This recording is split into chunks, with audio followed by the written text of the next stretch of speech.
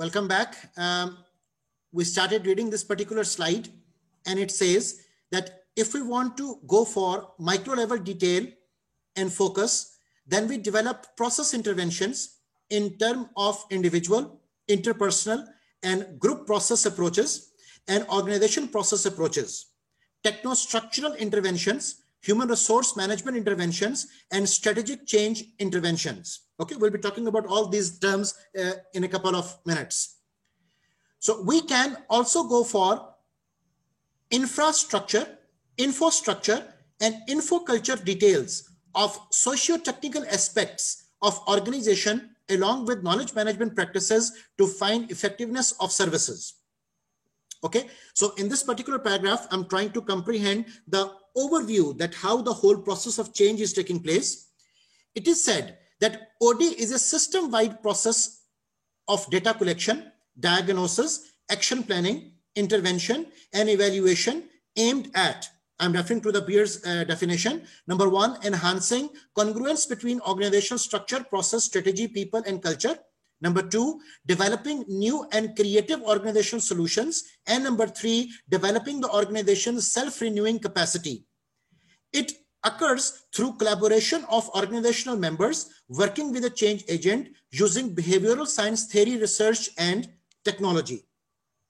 Now, keeping all these things in mind, OD applies to changes in the strategy, structure, and or processes of an entire system. पहले हम उसको mega level के ऊपर study कर रहे हैं. A single plant of a firm, a department or a work group or individual role और a job. तो इसका जो स्कोप है वो एक ओवरऑल ऑर्गेनाइजेशनल पर्सपेक्टिव से लेकर जिसमें कि strategy, structure, processes of the entire system की हम अपग्रेडेशन की बात कर रहे हैं and coming down to the individual roles and jobs development, वहां तक हम इसके स्कोप को वो लेकर आ सकते हैं.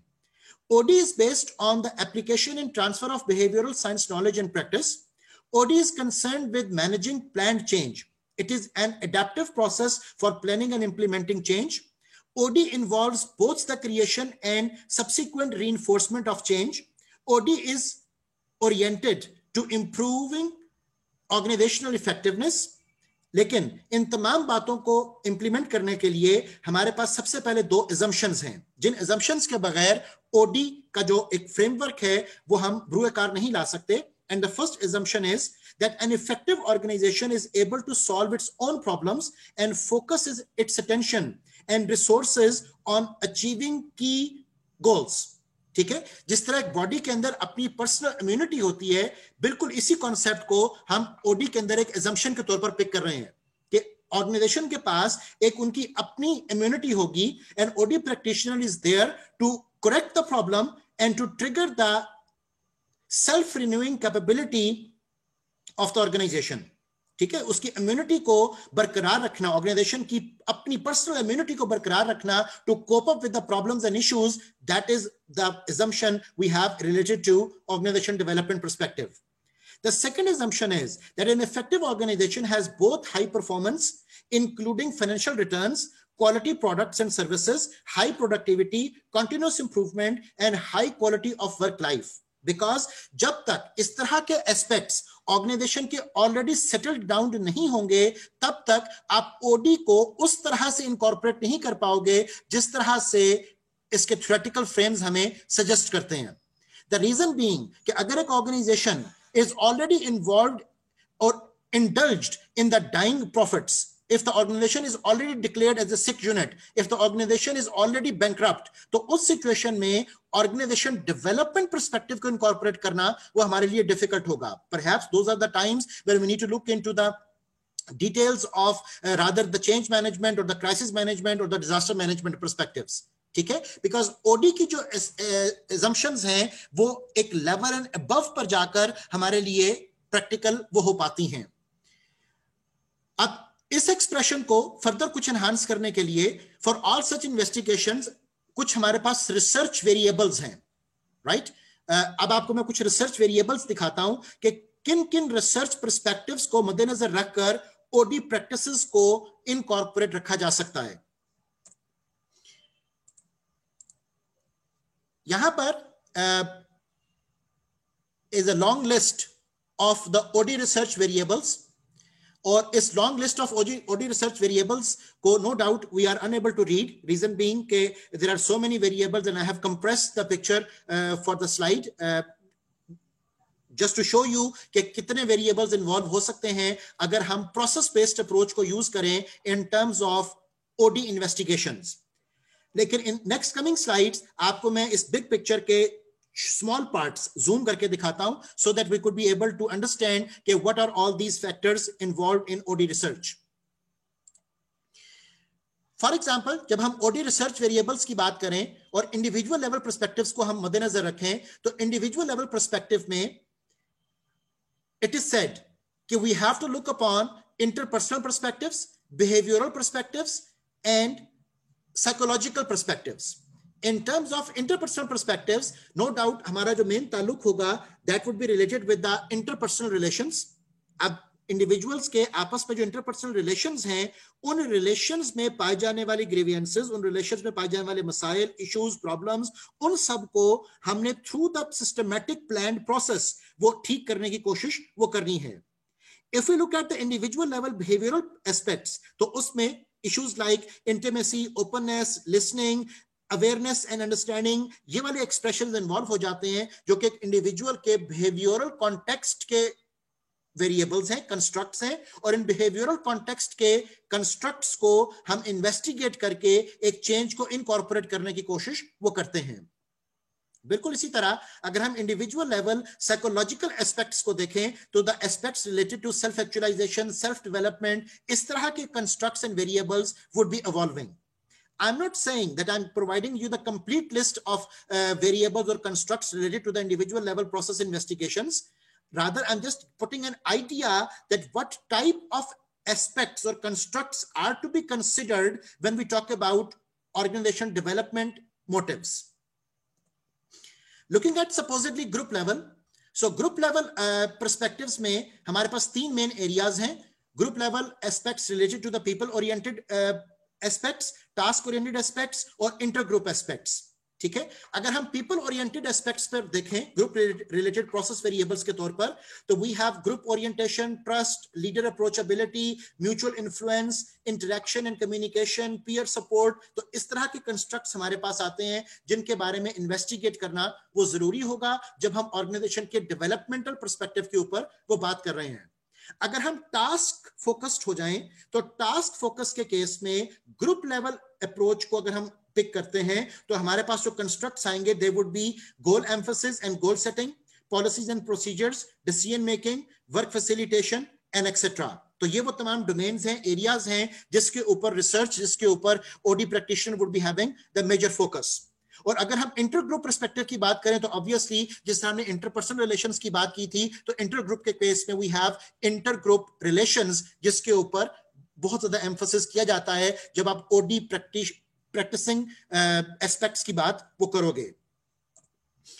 अगर हम ऑर्गेनाइजेशन वाइड पर्सपेक्टिव्स को देखें तो पीपल ओरिएंटेड के केस में human resource primacy, motivation, support, communication, influence, leadership, trust, इस तरह के कंस्ट्रक्ट्स जो हैं they are taken up as process variables related to the organisation development research. लेकिन अगर हम टास्क ओरिएंटेड पर्सपेक्टिव्स को देखें related to the organisational level approach तो उसमें goal setting, consensus, control, decision making, इस तरह के फैक्टर्स जो हैं they are to be incorporated, they are to be investigated, they are to be studied के जिनको हम रिसर्च का पार्ट बनाकर ऑर्गेनाइजेशनल पर्सपेक्टिव में डेवलपमेंट की बात वो करेंगे. लाइकवाइज ऑर्गेनाइजेशनल पर्सपेक्टिव में कुछ macro level variables further involve किए गए हैं जिसमें कि organisational climate, systems of management, structure and functioning, इन एस्पेक्ट्स को स्टडी किया जाता है. अगर हम लीडर एस्पेक्ट में देखें तो प्रोसेस वेरिएबल्स के लिस्ट में आपका ऑथर वो डिस्कस करता है aspects related to the consideration and concern, supportiveness, interaction facilitation, openness to influence, goal emphasis and goal setting, initiating structure, work facilitation. तो बहुत से आपके जो लीडरशिप के मॉडल्स हैं वो भी इन तमाम contingency variables related to the leadership की डिस्कशन वो करते हैं. So इन एस्पेक्ट्स को लीडरशिप पर्सपेक्टिव में इन्वेस्टिगेट वो किया जाएगा.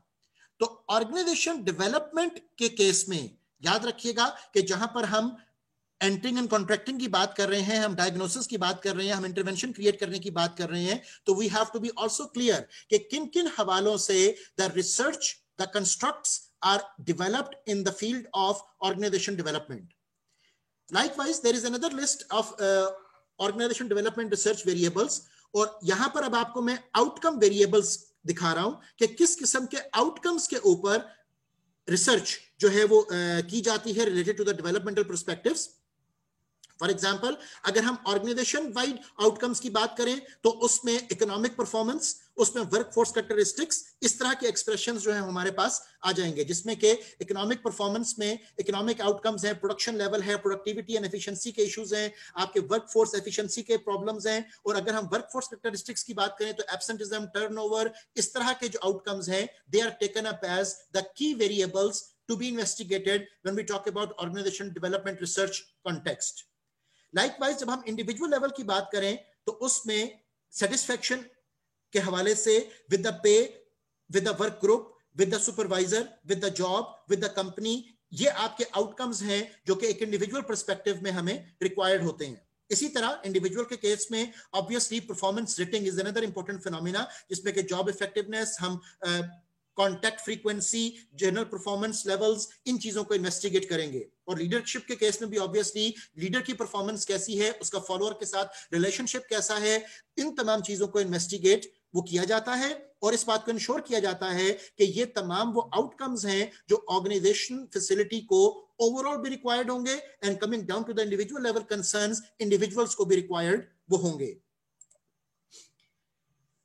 अब कुछ रिसर्च वेरिएबल्स का हिंट आपको देने के बाद कि हमारे पास प्रोसेस रिसर्च वेरिएबल्स कौन से हैं और आउटकम रिसर्च वेरिएबल्स कौन से हैं, हम वापस अपनी डिस्कशन पर आते हैं, जिसमें कि हम इंटरपर्सनल इश्यूज ऑफ एंट्री पर बात करेंगे. यहां तक अब मैं अज्यूम ये इस बात को कर रहा हूं कि you have the basic understanding that what OD is all about, जिसमें के इंटरवेंशंस, जिसमें के प्रॉब्लम आइडेंटिफिकेशन, जिसमें के इंप्लीमेंटेशन, जिसमें के इंस्टीट्यूशनलाइजेशन ऑफ द चेंज, इन तमाम चीजों को हम इनकॉर्पोरेट करते हैं. Then we have gone through the competencies, then we have gone through the research aspects कि किस किस हवाले से ओडी प्रैक्टिशनर को प्रिपेयर वो होना चाहिए. अब एक ओडी प्रैक्टिशनर जब क्लाइंट के साथ नेगोशिएशन करता है तो there are certain interpersonal issues involved in client and OD practitioner as well. उन दोनों के दरमियान भी कुछ प्रॉब्लम्स, कुछ इश्यूज हमारे सामने आ जाते हैं. फॉर एग्जाम्पल, क्लाइंट के साथ जो मेन इशू इन्वॉल्व होगा, that would be the client would be exposed to the organisational data, and the client would be like उसको एक्सपोज करना पड़ेगा ऑर्गेनाइजेशनल डेटा, और उसकी जो वुलनरेबिलिटी है कि the other people would be knowing about the organisational internal secrets, वो बढ़ जाएगी. इसी तरह क्लाइंट के पास समटाइम्स इनएडिक्वेट इंफॉर्मेशन है, इनएडिक्वेट डेटा है, इनएडिक्वेट रिसोर्सेज हैं, इनएडिक्वेट फॉर्मेलिटीज हैं, जिसकी वजह से एक प्लान्ड चेंज को वहां पर लेकर आना हमारे लिए डिफिकल्ट हो जाएगा. द रीजन बीइंग के डॉक्यूमेंटेड रिकॉर्ड्स जो एक ओडी प्रैक्टिशनर को रिक्वायर्ड होते हैं वो जनरली अवेलेबल नहीं होते. इसी तरह क्लाइंट को एक और बहुत बड़ा इशू इन्वॉल्व है, and that is fear of losing control. Okay, fear of losing control में क्लाइंट को कंसर्न ये होता है कि अभी तो प्रॉब्लम्स के साथ सारा कंट्रोल और पावर उसके पास है, नॉलेज उसके पास है, लेकिन with the passage of time जब ओडी प्रैक्टिशनर वहां पर आकर इन्वेस्टिगेट करेगा और वो चीजों को ग्रास रूट लेवल पर जाकर इन्वेस्टिगेट करेगा, तो the control would be more in his और हर हैंड, और ही और she would be knowing more than what the client himself is knowing about the company. Okay, तो ये तमाम वो इश्यूज हैं जो कि अक्सर औकात ओडी प्रैक्टिशनर और क्लाइंट के दरमियान कॉन्ट्रैक्ट को होने से रोकते हैं फ्रॉम द क्लाइंट साइड. इसी तरह ओडी प्रैक्टिशनर के साथ जो मसाइल इन्वॉल्व हैं, that can be the issues related with empathy, because remember कि आप जब एक प्रॉब्लम को देखते हो, आप एक प्रॉब्लम को विजुअलाइज कर रहे हो, एक शख्स आपके अपनी प्रॉब्लम डिस्कस कर रहा है, तो rather than like you go into the state of sympathy, as an OD practitioner आपको एम्पैथेटिक वो होना पड़ेगा, और एम्पैथी को भी एक लेवल तक आप सिर्फ लेकर जा सकते हो, because remember it is not your personal issue. Another important aspect जो ओडी प्रैक्टिशनर के साथ इन्वॉल्व है, जो कि एक हिंड्रेंस का सबब बन जाता है in between the contract stage, और वो है वर्दीनेस एंड कॉम्पिटेंसी. कि ओडी प्रैक्टिशनर की जो कॉम्पिटेंसी है वो किस कदर क्रेडिबल है, किस कदर वो डेमोन्स्ट्रेट कर सका है, उसकी कॉम्पिटेंसीज क्या प्रोफिशिएंसीज में कन्वर्ट हो पाई है कि सिर्फ उसके पास एक थ्योरेटिकल बैकग्राउंड है अबाउट द इश्यूज। ओके, तो यहां पर उसकी वर्दीनेस, उसकी क्रेडिबिलिटी, ये एक बहुत बड़ा इशू है जो कि एंटरिंग एंड कॉन्ट्रैक्टिंग स्टेज पर आड़े आ जाता है। इसी तरह ओडी प्रैक्टिशनर को हम किस कदर डिपेंडेंट वो समझ सकते हैं, क्योंकि आपने जब उनसे डेटा शेयर करना है तो ऑब्वियसली उसमें फिर ऐसी शराइत नहीं होती कि हम आपको ए डेटा प्रोवाइड करेंगे और बी रिपोर्ट प्रोवाइड नहीं करेंगे।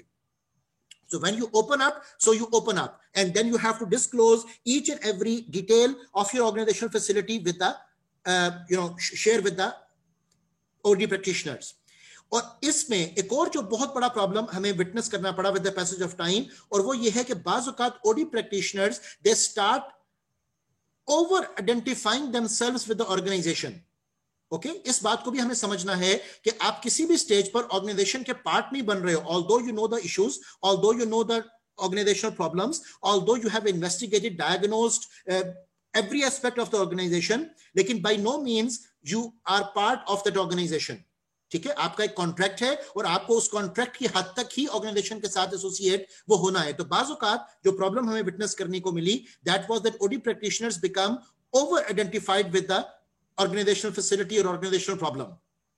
ओके, तो ये इश्यूज हैं। इस तरह के और भी बहुत सारे ऑब्वियसली मैटर्स होंगे, लेकिन मैंने उनमें से चंद एक आपके लिए हाईलाइट किए हैं so that we could know कि एंटरिंग एंड कॉन्ट्रैक्टिंग के वक्त किस तरह की रिजर्वेशंस आ जाती हैं, either on the client side और एट द प्रैक्टिशनर साइड। अब सपोजिटली अगर हम इस बात को यहां तक अंडरस्टैंड कर पाए कि OD practitioner and the client are agreeing that they have to discuss the problem and they have to diagnose the problem and they have to find out the solutions, तो वहां से फिर डायग्नोसिस का जो process है वो start होता है। डायग्नोसिस के प्रोसेस में सबसे ज्यादा टेक्निकल इशू वो प्रॉब्लम की आइडेंटिफिकेशन है, बिकॉज प्रॉब्लम को आइडेंटिफाई करना is many a times like identifying the tip of the iceberg. Okay, हम सिर्फ टिप ऑफ द आइसबर्ग को बजाहिर देख पा रहे होते हैं and we have no idea कि उस टिप ऑफ द आइसबर्ग के नीचे वो एक किस हुजम की चीज वो मौजूद है, कितना बड़ा प्रॉब्लम, कितना बड़ा इशू, कितना बड़ा ट्यूमर वो मौजूद है। बजाहिर हमें वो सिर्फ एक टिप ऑफ द आइसबर्ग के तौर पर मसला नजर आ रहा होता है। Okay, so diagnosis process it starts from the point number 1 which is talking about tentative problem areas. And why I have said tentative problem areas, क्योंकि जब इन्वेस्टिगेशन शुरू होगी तो इन्वेस्टिगेशन के बाद पता चल पाएगा कि असल ग्रास रूट लेवल प्रॉब्लम्स वो क्या हैं। और उसी मकसद के लिए जैसे आपको मैंने fish bone diagram, cause and effect diagram का भी बताया था कि समटाइम्स हम सिर्फ एक कॉज को अंडरस्टैंड कर रहे होते हैं and we just don't know कि उस कॉज के बैकएंड के ऊपर और फर्दर क्या क्या इश्यूज हैं जो इनकॉर्पोरेट हो रहे हैं। सो आमतौर पर जब एक क्लाइंट और कंसल्टेंट की डिस्कशन शुरू होती है तो client discusses and elaborates apparent problem, the tip of the iceberg, okay, जिसको मैंने यहां पर नाम दिया tentative problem area. So once the tentative problem area is discussed, like एक पेशेंट एक डॉक्टर के पास जाता है and the problem the person is having is just के उसके सर में दर्द रहती है। ओके, अब ये बजाहिर सर में दर्द is a common phenomena, but the issue is कि यू नेवर नो कि उस हेडेक के बैकएंड के ऊपर कहां पर कौन सा ट्यूमर किस स्टेज पर मौजूद है। ओके, सो अगेन मैं एम्फसिस कर रहा हूं कि प्रॉब्लम की identification is the most crucial part in the diagnosis process. ठीक है, so the point number 1 is tentative problem area identified. फिर उस टेंटेटिव प्रॉब्लम एरिया से रिलेटेड हम स्टेप 2 पर आते हैं and we start collecting the data. अब जो भी डेटा उस प्रॉब्लम की नरेशन से हम ड्राइव करके इकट्ठा कर रहे हैं, उस डेटा को फिर आप एनालाइज करते हो और फिर एनालिसिस के बाद you come up with conclusions और कंक्लूजंस आप शेयर करते हो with the client. Okay, so you provide the feedback, जो पॉइंट नंबर 4 पे लिखा है, डेटा फीडबैक आप क्लाइंट को प्रोवाइड करते हो। बिल्कुल इनिशियल स्टेज पर जब आप एक फीडबैक क्लाइंट को प्रोवाइड करते हो तो आया वो क्लाइंट एग्री कर जाएगा कि ठीक है जी, हम इस एग्री करते हैं सारी प्रॉब्लम है, सारे इशू से, आप फर्दर प्रोसीड करें, या वो क्लाइंट जो है वो यहीं पर अक्सर औकात बात को खत्म कर देता है और आपका जो कॉन्ट्रैक्ट है वो वॉइड हो जाता है, कॉन्ट्रैक्ट आपका खत्म हो जाता है, बिकॉज क्लाइंट को जब ग्रास रूट लेवल इश्यूज नजर आने शुरू होते हैं तो अक्सर औकात वो उनको हल नहीं करना चाहता। ठीक है, एस्केलेशन ऑफ कमिटमेंट, बहुत सारे इस तरह के एस्पेक्ट्स एक क्लाइंट के साथ एसोसिएटेड होते हैं कि जिनकी वजह से, साइकोलॉजिकल एस्पेक्ट्स की वजह से, चेंज रेजिस्टेंस होने की वजह से the client would start doing the denying part. Okay, now supposedly जब हमने डेटा फीडबैक दिया and we come to know के the problem should further be investigated, तो वहां से फिर हम मोर डेटा के ऊपर चले जाएंगे। If the more data is needed तो अगेन डेटा कलेक्शन होगा, दोबारा एनालिसिस होगा, फर्दर ब्लड टेस्ट ऑर्गेनाइजेशन के करवाए जाएंगे, फर्दर आपको इन्वेस्टिगेशंस के बारे में कहा जाएगा। ठीक है, because we want to clear the picture. Once the picture is clear and once we understand that no further data is required and we have actually reached to the basics and the reality of the problem, if no further data is required, तो फिर हम step number 6 पे आ जाते हैं कि जहां पर लिखा है प्रॉब्लम एरियाज आइडेंटिफाइड। ओके, शुरू में हमने कहा था टेंटेटिव प्रॉब्लम एरियाज आइडेंटिफाइड, अभी हमें पता नहीं था कि उसकी डीपर इंप्लीकेशंस क्या हैं, लेकिन जब हमने सारे सीटी स्कैन्स कर लिए, सारे ब्लड टेस्ट कर लिए, सारे हमने इन्वेस्टिगेशंस लॉन्च कर दी, तो now we are in a situation being a consultant कि अब हम प्रॉब्लम को एक्चुअली एक वर्डिंग एलोकेट कर सकते हैं कि what is actually the problem. Okay, so once you are coming up with actual problem, तो वहां से फिर अगला स्टेप हमारे पास आएगा विच इज क्लाइंट के हवाले से target motivated to work on problem और नॉट। ओके, तो ये अब आपका सेकंड फेज होगा क्लाइंट के साथ नेगोशिएशन का, कि जिसमें क्लाइंट एग्री करता है आपके साथ काम करने को, या वो कहता है कि हमने इस बात को आगे बढ़ाना नहीं है। तो इफ द क्लाइंट डिनाइज कि okay I don't want to further proceed this problem, तो no change at present. Okay, so you say thank you very much, you take your fee and you are gone. Okay, लेकिन अगर फर्ज करें कि the client agrees, the client is willing, the client is ready, the client is having time and resources कि वो उस change के बारे में टेक्निकल ग्राउंड्स के ऊपर एक पूरी डेवलपमेंट वो करना चाहता है, तो वहां से फिर हम पॉइंट नंबर 8 पर आएंगे और यहां पर अब हम डायग्नोसिस कर रहे हैं प्रॉब्लम से related, work on problem causes and result is change. वहां से फिर हम एक चेंज को इनकॉर्पोरेट करना शुरू करते हैं और ऑब्वियसली फिर आपके जो इनकॉर्पोरेशन ऑफ द चेंज होगा उस सारे रिजल्ट को मॉनिटर वो किया जाएगा। तो this is basically the process के डायग्नोसिस किस तरीके से वो शुरू होता है। अब ऑब्वियसली डायग्नोज करने के लिए इंडिविजुअल लेवल कंस्ट्रक्ट्स डिफरेंट हैं, ग्रुप लेवल कंस्ट्रक्ट्स डिफरेंट हैं, ऑर्गेनाइजेशनल लेवल कंस्ट्रक्ट्स वो डिफरेंट हैं। इनके ऊपर हम थोड़ी सी बात अभी आगे फर्दर करते हैं। और इससे रिलेटेड जो कि मैं डायग्नोस्टिक प्रोसेस आपको दिखा रहा हूं, तो अभी आपको मैंने पहले जो वेरिएबल्स दिखाए थे, कंस्ट्रक्ट्स दिखाए थे, they were also the process constructs. Okay, outcome constructs, तो वो तमाम कंस्ट्रक्ट्स मद्देनजर रखकर आप डिफरेंट हवालों से चीजों को इन्वेस्टिगेट करते हो कि कहां पर कब कैसे क्यों क्या प्रॉब्लम वो इवॉल्व कर रहा है, उसके ग्रास रूट लेवल इश्यूज क्या हैं, एक इशू दूसरे इशू को कैसे लीड कर रहा है, साइकोलॉजिकल एस्पेक्ट्स कौन से इन्वॉल्व होंगे, स्ट्रक्चरल एस्पेक्ट्स कौन से इन्वॉल्व होंगे, कल्चरल एस्पेक्ट्स कौन से इन्वॉल्व होंगे। तो इन सब चीजों को मद्देनजर रखना, ऑर्गेनाइजेशन पॉलिटिक्स को मद्देनजर रखना हमारे लिए जरूरी है। अब कुछ डायग्नोस्टिक मॉडल्स मैं आपसे शेयर करता हूं। सबसे पहला मॉडल हम ऑर्गेनाइजेशनल लेवल डायग्नोस्टिक पर्सपेक्टिव में देख रहे हैं। ऑर्गेनाइजेशनल लेवल जब आपने डायग्नोसिस करना है, तो डायग्नोस करने से पहले आपके पास जो बेसिक इनपुट इंफॉर्मेशन होनी चाहिए, that basic input information is related with the details of general environment and industry structure. Okay, so as you all know that when we talk about general environment, तो यहाँ पर कुछ हमारी strategic discussion involve हो जाएगी. So general environment में no doubt हम task environment और societal environment इन दोनों को discuss कर रहे हैं. और societal environment से related political aspects, psychological, socio-cultural aspects, economic aspects, technological aspects, demographic aspects, इन तमाम चीजों को वो देखा जाता है जिसको आप generally pastoral analysis में वो cover करते हो. And when we talk about task environment or industry structure, तो obviously वहां पर हम पोर्टर्स कॉन्टेक्स्ट में वो बात कर सकते हैं. As Michael Porter identified 5 forces, जिसको हम comparative force analysis in the industry structure भी कहते हैं, जिसमें कि bargaining power of buyer, bargaining power of supplier, threat of substitute, threat of new entrant, existing firms का एनालिसिस, इन सब चीजों को देखा जाता है. स्टेक होल्डर्स को देखा जाता है, बाउंड्री स्पैनिंग स्टेक होल्डर्स के हवाले से वो की जाती है. ये देखा जाता है कि कौन कौन सा स्टेक होल्डर्स आपको किस तरह से इफेक्ट कर रहे हैं, आपके सप्लाई चेन के क्या इश्यूज हैं, आपके इंडस्ट्री वैल्यू चेन के क्या इश्यूज हैं. तो ये तमाम बेसिक लेवल इंफॉर्मेशन है जो ओडी प्रैक्टिशनर के पास मौजूद होगी when organizational level diagnosis is to be taken into account. अब इंडिविजुअल लेवल कंसर्न्स तक पहुंचने के लिए जब हम ऑर्गेनाइजेशनल लेवल डायग्नोसिस को शुरू कर रहे हैं तो we have certain design components involved. इन डिजाइन कंपोनेंट्स में जो अब ऑर्गेनाइजेशन के इनर फैसिलिटी से रिलेटेड होंगे, we need to talk and investigate about the technology, we need to talk and investigate about structure, we need to talk and investigate about the HR systems, we need to talk and investigate about the strategic frames, strategic planning, and obviously कि वहां पर different controlling mechanisms and controlling procedures क्या हैं in terms of measurement systems।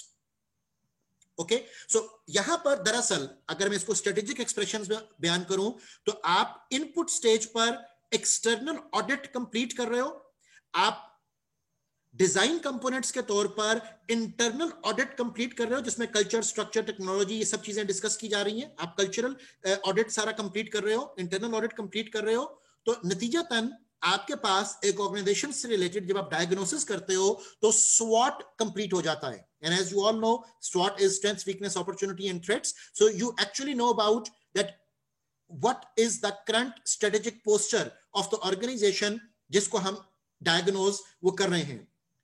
अब organization का जो भी आपने diagnosis किया, आपने SWOT analysis किया, उसके ऊपर depend कर रही होगी ऑर्गेनाइजेशन की इफेक्टिवनेस। अब उस इफेक्टिवनेस को लेकर आने के लिए नो डाउट आपको डिफरेंट कंसर्न्स में स्ट्रेटेजिक हवालों से, टेक्नोस्ट्रक्चरल हवालों से, ह्यूमन रिसोर्स के हवाले से इंटरवेंशंस क्रिएट करनी पड़ेंगी, जिन इंटरवेंशंस को इनकॉर्पोरेट करके आप ऑर्गेनाइजेशन की इफेक्टिवनेस को जनरेट और क्रिएट वो कर सकते हो। ठीक है, यहां पर ऑर्गेनाइजेशन इफेक्टिवनेस से मुराद ऑर्गेनाइजेशन परफॉर्मेंस भी आप ले सकते हो इन terms of productivity, profitability, satisfaction and likewise. अब डिजाइन कंपोनेंट्स को किस तरह से इन्वेस्टिगेट किया जाता है, किस तरह से डिस्कस किया जाता है, ये तमाम चीजें ओडी एक्सपेरिमेंट के अंदर कैसे इन्वॉल्व होंगी, उस मकसद के लिए मैं आपको एक मॉडल दिखा रहा हूं which is drive from the McKinsey and Co, जिन्होंने McKinsey the world famous consultants, इन्होंने डेवलप किया। McKinsey and Co and Waterman के ताउन से जो एक हमारे पास मॉडल आ रहा है जिसमें हम डिजाइन कंपोनेंट्स की आपस में इंटीग्रिटी को कैलकुलेट करते हैं, वो आपके सामने मैं यहां पर पेश कर रहा हूं। इस मॉडल में as devised by McKinsey, they have talked about 7S, and those 7S are structure, strategy, style, staff, skill, system, and shared values.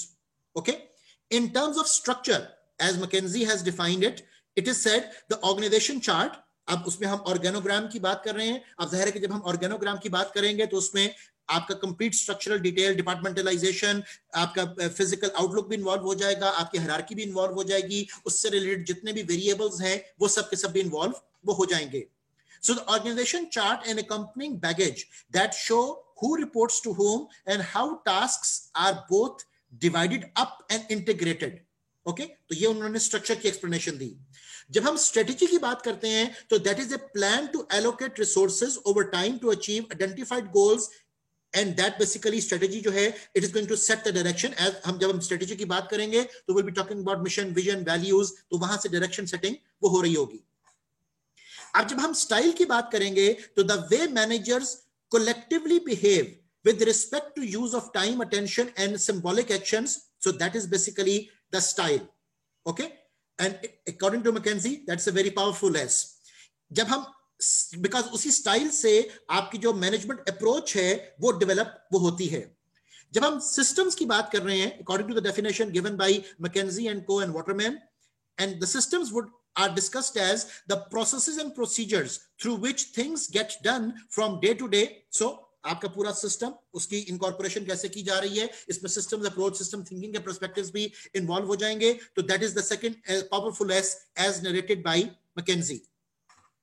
इसी तरह जब हम स्टाफ की बात करते हैं तो the people in the organization and the demographics, जब हम स्किल्स की बात करते हैं तो the capabilities possessed by the organization as a whole as distinct from those of individuals, और जब हम शेयर्ड वैल्यूज की बात करेंगे तो the overarching purpose and belief of the organization, they imply a trust about common goals and beliefs, which is often the glue holding the organization together. Okay, now these are the 7S as developed and recommended by McKinsey and Co. and Waterman, which are taken up as organizational level design components when we have to investigate the organizational facility for potential problems, right? अब इनको करना क्या है, उस मकसद के लिए आपको मैं एक डॉक्यूमेंट पर लेकर चल रहा हूं. उस मकसद के लिए मैं यहां पर स्लाइड शेयर आपको ऑफ कर रहा हूं, and I'm taking you and referring you to a document. ये देखिए, I hope this document is visible to you now. यहां पर अब आपको मैं मैकेंजी 7S वर्कशीट दिखा रहा हूं, ठीक है, जिसके लिए आपको मैंने 7 वेरिएबल्स एलैबोरेट किए.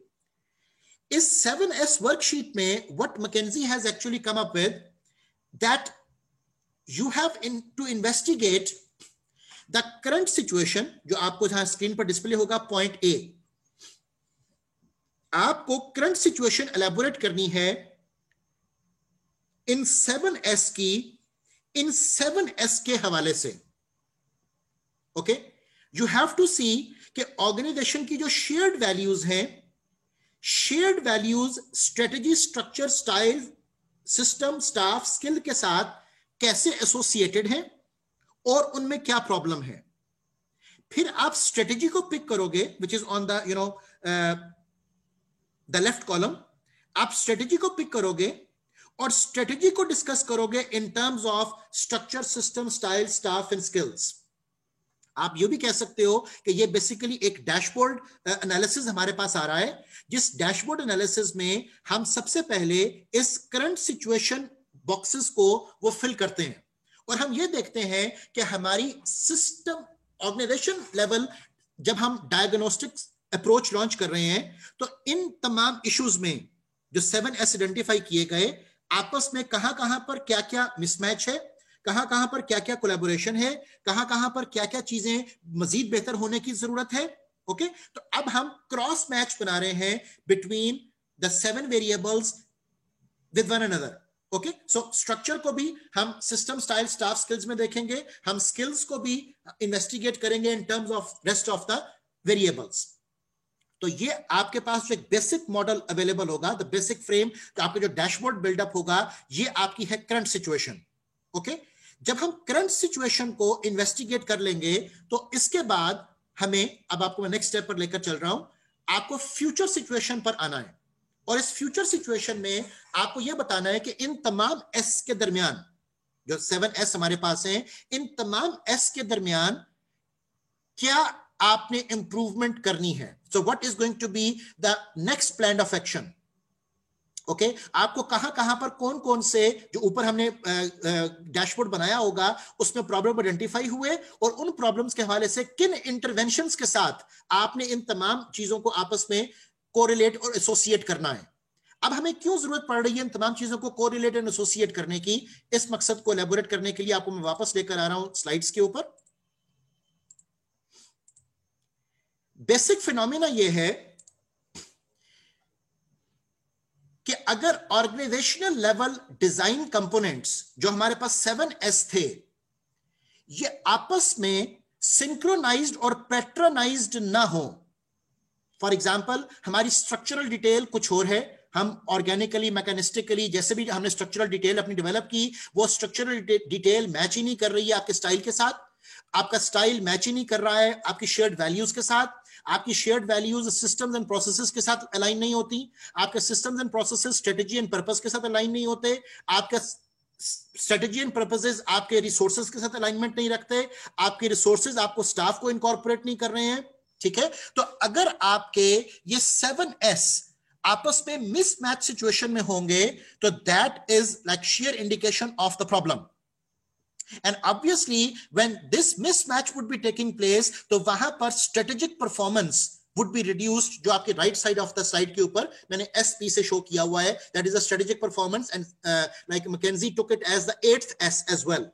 ओके, उसने कहा कि इन 7S के दरमियान सिंक्रोनाइजेशन, पैटर्नाइजेशन लेकर आने से आपका ये 8th S which is the strategic performance, ये आपका ट्रिगर या आपका कंप्रोमाइज वो हो जाता है. ठीक है, तो जब आपने इन 7S को, अभी जैसे आपको मैंने वर्कशीट दिखाई थी, डैशबोर्ड डिस्प्ले दिखाया था, आपने उसको पॉइंट ए में डिस्कस किया, कि प्रॉब्लम्स कहां कहां पर हैं, और फिर आपने उनको पॉइंट डी में बताया कि अब हमने चेंज को किस तरह से प्लान्ड फैशन में वो लेकर आना है। तो जब आप प्लान्ड फैशन में चेंज को लेकर आओगे तो you will be reaching to this point. Okay, अब यहां पर अगर आप इस फ्लो शीट डायग्राम में देखें तो यू विल बी लुकिंग कि I have tried to align the things in a similar fashion. Okay, the structure, the systems and processes, the style, the shared values, the strategy and purposes, the resources, the staff, they are all aligned, and that would all be resulting into strategic performance. और यहां पर आपको synergistic returns वो मिल रहे होंगे, synergy create हो रही होगी। Okay, the 9th S which I am introducing is the synergy.